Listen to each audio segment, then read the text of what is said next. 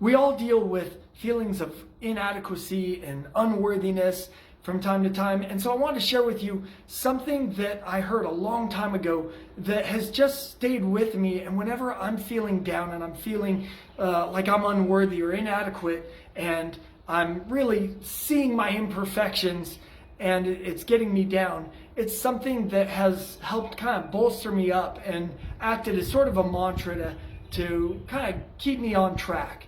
And it was something I heard from a gentleman named Sean Stephenson. Now, Sean Stephenson he recently passed away, but he was a motivational speaker, and what really set him apart was he was born with something called Osteogenesis Imperfectica, which essentially amounted to him being confined to a wheelchair, never growing more than 3 feet tall, and his bones were extremely brittle. And in fact, when the doctors would put in rods inside of his limbs to help kind of strengthen them so he could move more, his body would reject them, and they would forcefully push him out of his body. And you can imagine the extreme pain that he had to have gone through his entire life, having rods actually pushed out of his body because it rejects it.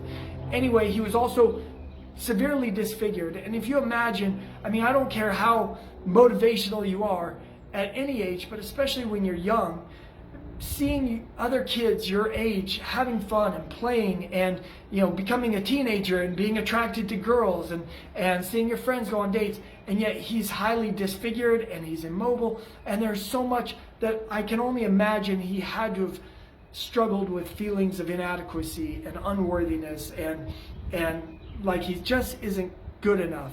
And I know if I've struggled with those feelings, I'm sure that he has too. And so that's why I think what he said really hit me especially hard. And basically what he said was, your imperfections are your greatest gift because they are the things that cause you to grow. They force you to want to grow. And when I think about that, I think, that's really true. Underneath the surface, I believe we are all worthy. We are, as a root belief, we are all worthy. We're either all worthy or we're all unworthy. Either way, we're all in the same boat, and nobody is better than another.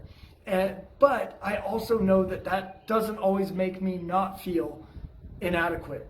And I know for myself, when I was growing up, and I've shared this before, my sister passed away when I was young, and so I was very vulnerable as a child, and I got picked on a lot because I would cry and a lot of things that don't really help you in elementary school when it comes to being a cool kid by any means. And so I would get picked on, and so I struggled with feelings of inadequacy. But I look at that now and I think, what would my life be like had I not struggled with that? And I'm sure there would be excellent, really positive outcomes if I didn't have to struggle with that. I don't think any kid should be bullied, but I also think that in some ways going through that has given me a heart for people. I don't think I would have the amount of compassion or passion for caring about people, especially when I see them hurting, like I do, because I had to go through that and I had to deal with it myself. And so I think it has given me some unique gifts and some unique growth that I don't think I would have had. Also, when I think about what even really pushed me through martial arts, I know that when I was a kid, a lot of it had to do with just wanting to prove myself. I thought if Bruce Lee was the coolest man in the world, and if I could be like him, everybody would know how cool I was. And so even though that was maybe something that was driven by ego, it was still in a sense something that you could say maybe is a negative motivator, trying to prove my worthiness by being the baddest kid in my elementary school. Pretty cool, in Boise, Idaho. But but still, it led me into martial arts.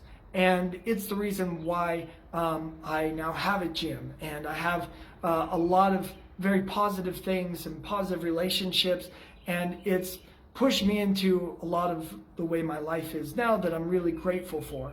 And so I just wanted to share this with you, as I think we all struggle with feelings of imperfection, but I think when we look back on it, even those things that we look at as negatives in our life oftentimes are some of the biggest blessings when we really look kind of long term or take a bigger view. And if nothing else, maybe store that mantra away for whenever you're feeling kind of deflated, like you screwed something up or you're not good enough. And that is, your imperfections are your greatest gift because they are what make you want to grow. Cool. Bye-bye.